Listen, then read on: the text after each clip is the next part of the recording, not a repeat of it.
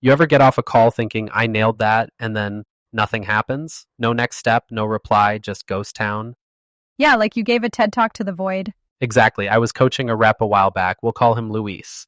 Luis had this one deal circled on the whiteboard, big logo, big commission, the whole emotional roller coaster. He studied the deck, rehearsed the demo, practiced the perfect close. And on the call, he crushed the pitch. Clean slides, tight story, lots of nodding from the buyer. We get off and he's like, that's a lock. And I'm already nervous for him. You should be. Because when we listened back to the recording, what was missing wasn't enthusiasm, it was courage. He never once asked the awkward stuff. No, hey, who's going to say yes to this? No, what happens if you guys don't fix this quarter? He just kept it safe. And safe feels polite in the moment, but it's expensive later, emotionally and in your pipeline. Yeah, fast forward a week, deal goes dark. The stakeholder he'd been talking to wasn't the decider, budget was tight, timing shifted. All things he could have surfaced if he'd been willing to be a little uncomfortable when the relationship still had momentum. Let's contrast that because I know you've got the two calls, same prospect, different choices story. Yeah, same company, two different reps, two different quarters. Call one was a classic checkbox call. Rep had a list. What tool are you using now? How many users? What's your timeline? What's your budget? They got answers, typed notes, nodded, moved right into the pitch. It sounded professional, but it never got personal. No tension in the conversation, which felt good in the moment, and that deal slid quietly into maybe later. It's like dating where you talk about the weather for an hour. Nobody's offended, but nobody's invested either. Exactly. Second call, new rep, same type of buyer. They still hit some basics, but then they slowed down and asked, walk me through what happens if you don't fix this quarter. Who feels it first? And then they shut up. That's the moment. Because that question risks awkward honesty. They might say, honestly, nothing happens. This isn't important. Right, and that's the truth you need. In this case, the buyer goes, if we don't fix it, my team keeps working nights, and we probably miss our customer targets again. My VP has already flagged it twice. Now we're not talking features. We're talking pressure, stakes, humans. From there, the rep could ask, how are you personally measured on that? And really understand urgency. Notice the difference here isn't a magic phrase. It's the willingness to enter the uncomfortable part of the conversation, to invite the messy answer instead of a tidy one. Yeah, let's define this clearly because ask tough questions is vague. When we say braver questions, we mean any question that risks short-term discomfort to get long-term clarity for both sides. It might make the call a little tense, but it makes the decision cleaner. And importantly, it's not about being aggressive. A brave question can be softly asked. Can I ask something a bit direct? Pause. What would make this a no for you? That's brave because they might say this is already a no, but that honesty frees both of you. Yeah, think about the emotional math. Safe questions protect your feelings now, but cost you time, energy, and pipeline later. Brave questions pinch your ego for a second, and then either the deal moves or you can consciously let it go and find the next one. And that's how you keep the pipeline from owning you. You stop clinging to maybe and start courting clarity, even when it stings a little. Let's put some concrete language on this because it's easy to nod along and then on the next call default right back to the comfy script. Yeah, let's go situation by situation. Think of these like little before and after scenes for your next call. First situation, the stuck deal. You've had 2, 3 good conversations, everyone's excited, and then it just sits. A timid question sounds like, just checking in to see if you had a chance to review the proposal. Which is really, please tell me this isn't dead, but in a polite costume.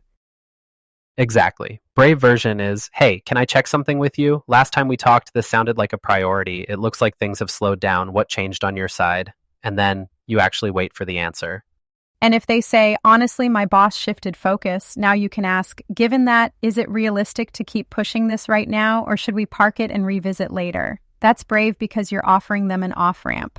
Second situation, vague interest. They say things like, this looks cool, we're exploring options, but nothing concrete. Timid question is, so, would you like me to send over some more information?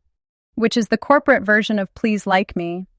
Yep, brave question. On a scale of 1 to 10, how important is solving this compared to everything else on your plate? And then, if they say maybe a 5, you follow with, what would make this a 9 or 10, or is it just not that critical right now? Again, small risk of hearing, it's not critical. Big upside in clarity. Third situation, price pushback. They say, this is more than we expected. Timid move is to react fast. We can probably discount, or we can remove some features to bring it down. Been there, done that, regretted it. Brave move is to slow it down. Totally fair reaction. Help me understand. Compared to what you were expecting, what feels off? The number itself, the value, or the risk of making the wrong choice? Now, you're not just haggling, you're learning. And notice the pattern in all of these. Brave questions tend to explore the problem, explore the impact, explore the person, then explore the decision process. That's your simple sequence. Yeah, let's break that down. Explore the problem. What's actually happening day to day that made you look for a solution? Explore the impact. What happens if this stays the same for another quarter?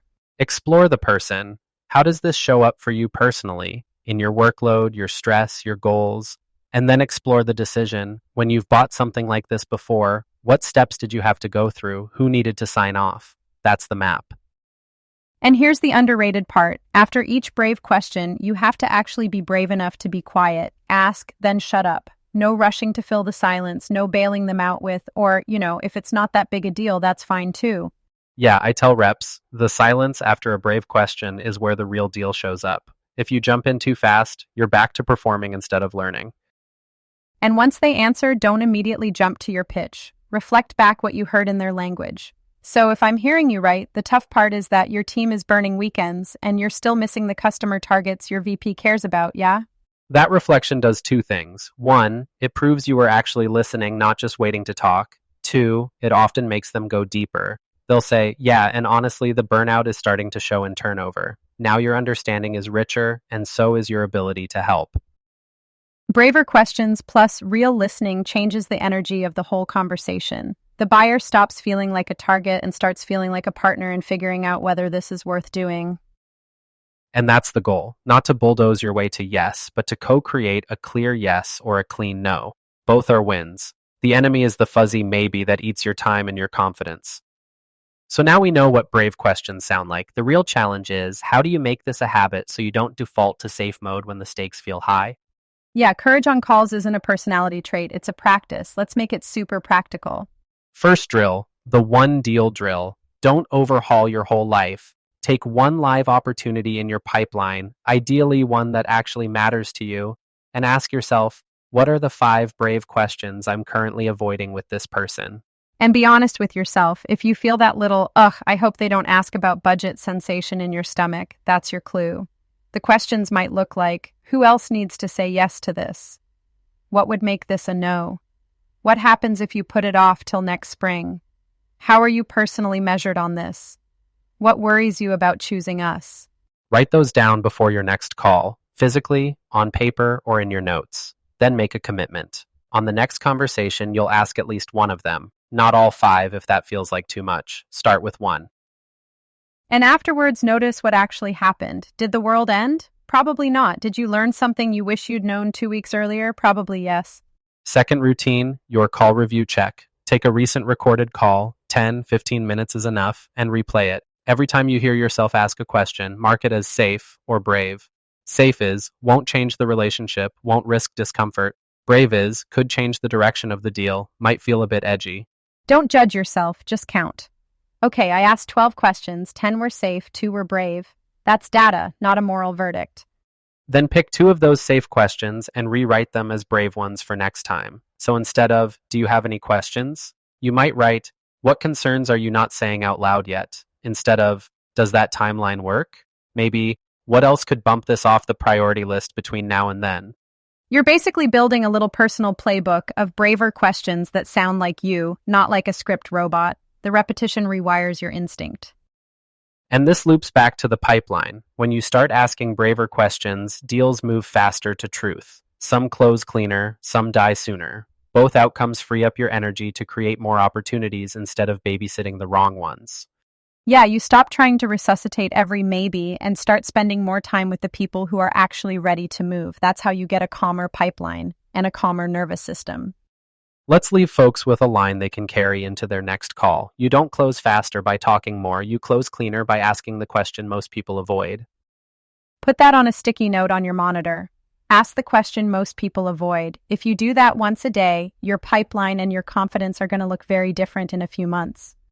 All right, that's it for today. Go pick that one deal, write those 5 brave questions, and ask at least one. Then come back next time. We're going to dig into how to create more opportunities without becoming that annoying just checking in person. Can't wait. Thanks for hanging out with us. We'll see you on the next episode. Don't just wait, create a chance.